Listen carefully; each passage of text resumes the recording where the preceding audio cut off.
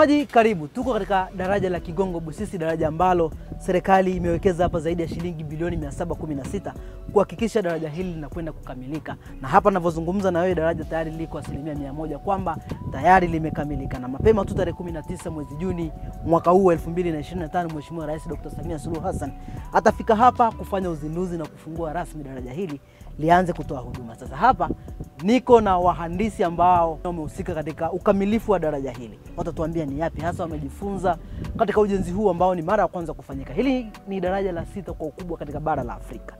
Watanzania wameshiriki. Kaka, mambo vipi? Tuambie ni nani na yapi hasa ambao umejifunza katika daraja hili na ulikuwa na nafasi gani hasa?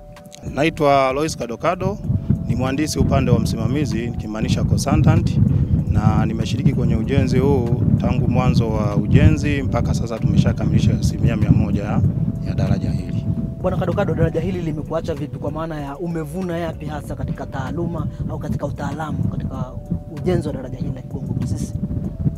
Asante. Daraja hili au mradi huu niseme nimevuna knowledge kubwa sana, kwa sababu kuna vitu ambavyo tulikuwa tufundishwe shuleni, lakini sehemu ya hii kazi imenisaidia kuweza kujua material mbalimbali yanayotumika kujenga madaraja marefu, lakini pia kuna knowledge kubwa tuliyopata katika kujenga ujenzi wa daraja hili. Kwa mfano, hili daraja linaitwa Exodus Bridge. Kwa namna ujenzi wake ni tofauti kidogo na madaraja yale ya kawaida, kwa sababu hapa katikati kwa mfano mita 160. Sasa kutengeneza daraja katika umbali wa mita 160 kutoka nguzo moja kwenda nguzo nyingine, aisee, hiyo nadhani ni katika madaraja machache. Kwa ni mmoja wa Tanzania wachache tuliobahatika kuweza kushiriki kwenye mradi huu, na mimi nikiwa mmoja wapo. Kwa ile knowledge ya ujenzi wa madaraja makubwa ndo naweza nikajivunia nayo hapa. Na kama tunavyojua daraja hili ni la 6, kwa ni kimataifa kabisa. Kwa naweza kwenda kujenga daraja sehemu nyingine bila hofu yoyote. Kwa likitokea labda katika ukarabati wa daraja hili, uwezo wa sisi kama Tanzania au nyie wahandisi ambao mmeshiriki sasa kufanya ukarabati, inawezekana? Inawezekana kabisa, kwa sababu mpaka sasa hivi hapa tunavyoongea kuna mtambo maalum utakuja hapa kwa ajili ya kufanya maintenance za kwenye daraja hili. Kwa mfano kuna sehemu za bearing huko, kutakuwa kunahitaji kuwa unafanyika maintenance kila baada ya miaka kadhaa, labda miaka 20 au 30.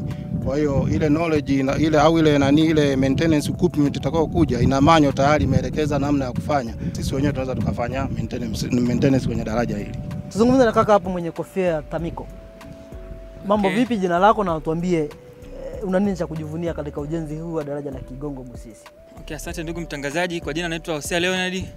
Ni surveyor upande wa mhandisi mshauri, yani consultant.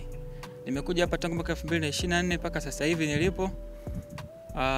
Tangu nifike hapa nimejifunza hatua mbalimbali za ujenzi wa daraja, kuanzia kwenye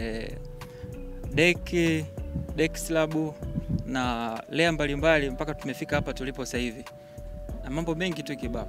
Kwa hiyo nilikuja tuna uzoefu wa kawaida kabisa, lakini tangu tufike hapa tumejifunza vitu vingi. Tumeshirikiana na wenzetu kutoka China na Korea. Kwa hiyo hadi sasa hivi tuko vizuri, tunaweza tukashiriki kabisa kwenye madaraja mengine makubwa kama haya hapa. Ni hilo tu.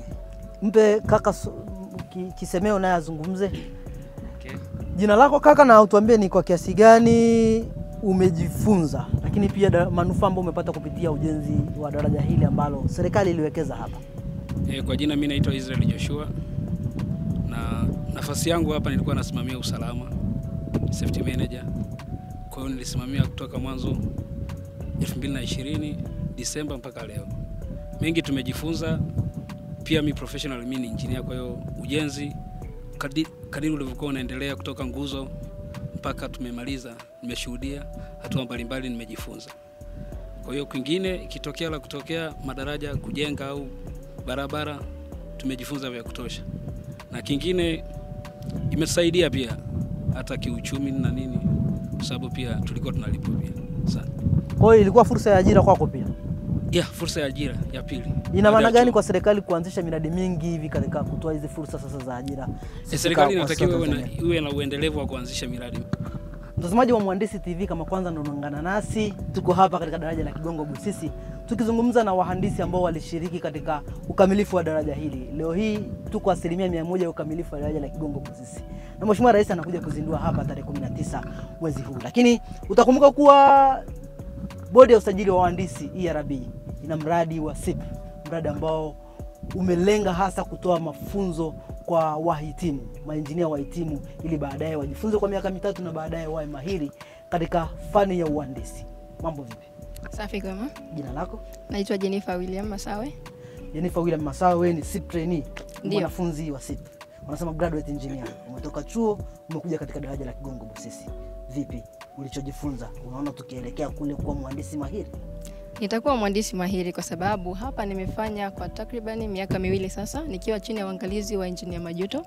Nafahamu mnamfahamu vizuri na ameshiriki katika miradi mingi na ni mzoefu mkubwa sana.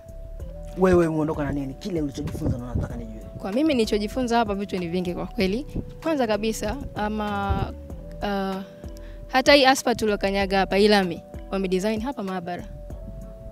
Kuanzia mwanzo mpaka na imekubalika kwa kupitia standard na imejengwa hapa kwa kumwagwa kwa kutumia mashine zile ile ni asphalt paver, lakini pia mimi nimejifunza hivyo jinsi ya kudesign, jinsi walivyofanya, ni temperature gani ilitumika katika kuiweka hapa na kucompact.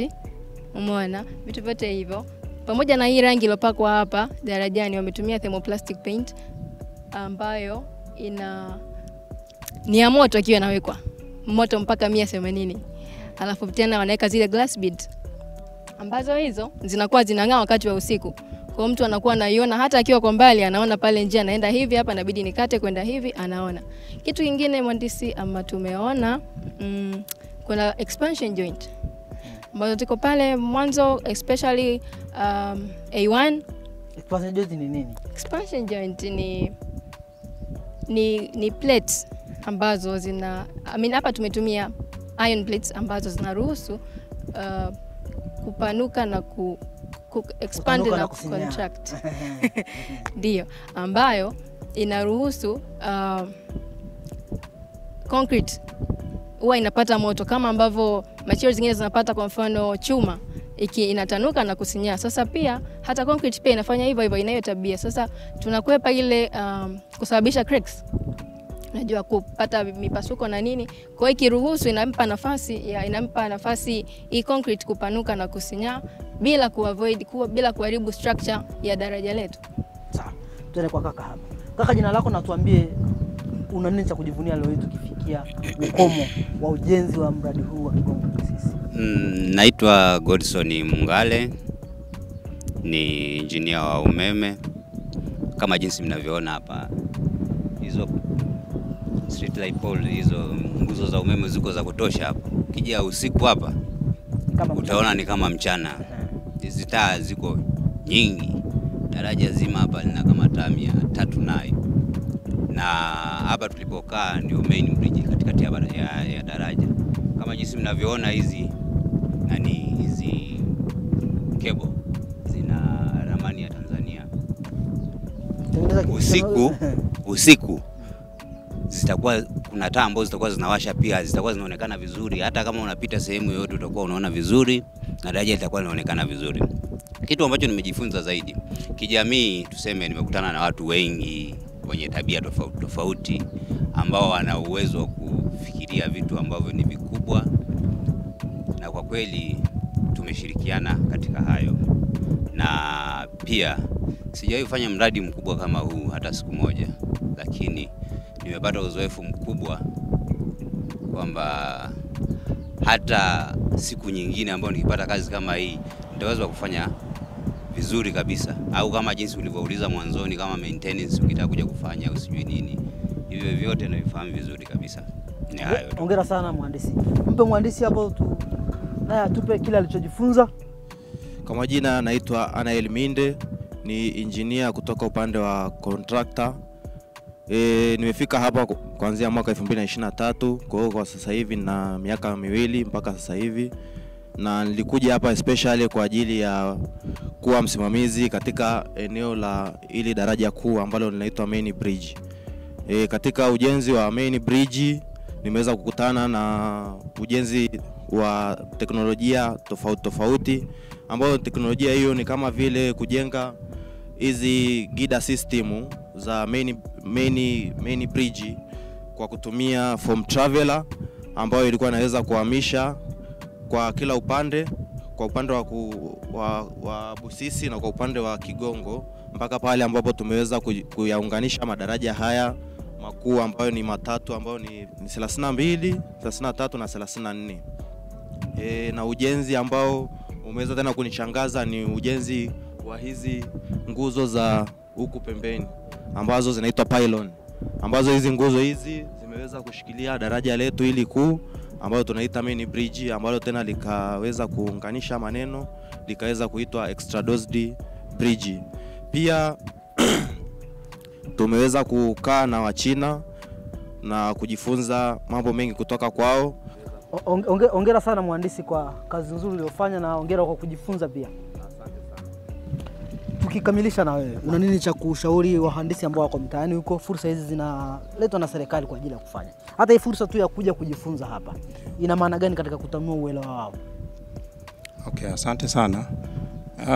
Naomba nishauri tu kwa mainjinia wote wa Tanzania na ambao washakuwa maprofessional, lakini pia ambao bado ni graduate, wanapokuwa wanapata kazi kwa mfano ya kusimamia daraja kama hili, naomba watangulize uzalendo mbele. Hilo ndo naweza nikawashauri, kwa sababu mradi kama huu unaweza ukaona bilioni 716.3 zimetumika hapa.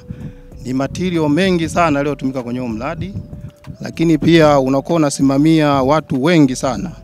Kwa mfano hapa tuna mfano wa engineer Majuto, na wengine pia Tanzania walikuwepo, lakini ni kama alikuwa team leader wetu. Aliweza kusimamia mradi huu tangu mwanzo na mpaka sasa hivi anasifika. Nadhani tuweze kuiga nyenzo zake alizopitia. Kwa mfano kwa mimi hapa nilikuwa ni msaidizi wake, nilikuwa najitahidi kufuata jinsi anavyofanya na tunajifunza polepole, lakini pia nashauri tuige mifano kama ya maengineer kama hao. Lakini pia wapo na maengineer wa sehemu ya serikali, kwa mfano kuna engineer Kaswaga, naye pia amesimamia hapa japo alikuta mradi katikati, lakini mpaka sasa hivi anatambulika kwenye nchi yetu. Kwa hiyo nashauri tu tunapokuwa tunapata miradi kama hii tuweze kusimamia ipasavyo, tutangulize uzalendo mbele kuliko kutanguliza tamaa. Mtazamaji, hiyo ni kauli ya wahandisi ambao wamekaa hapa kuhakikisha daraja hili la Kigongo Busisi linakamilika, na leo hii ni 100% ya ukamilifu wake. Wamesema uzalendo. Hicho ambacho ndicho ambacho Mheshimiwa Rais Samia Suluhu Hassan ameonyesha katika kuhakikisha daraja hili linakamilika. Asingekuwa mzalendo, leo hii tusingekuwa tunajivunia mafanikio ya daraja hili ambalo tarehe 19 mwezi wa 6 sasa mwaka huu Mheshimiwa Rais Samia Suluhu Hassan atakuja hapa kufungua na kuzindua daraja hili rasmi na kuanza kutoa huduma. Mimi ni James Lerombo na hii ni Muhandisi TV.